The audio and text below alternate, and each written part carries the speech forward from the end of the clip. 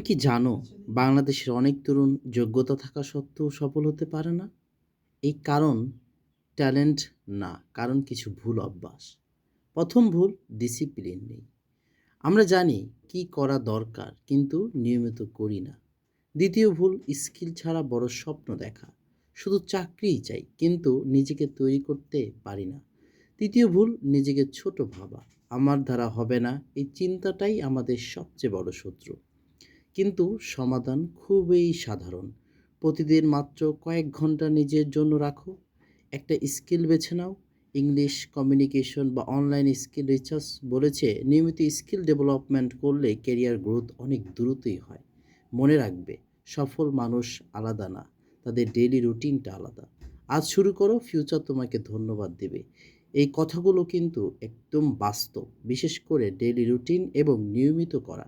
এই অভাবটাই আমাদের বড় বাধা হয়ে দাঁড়ায়।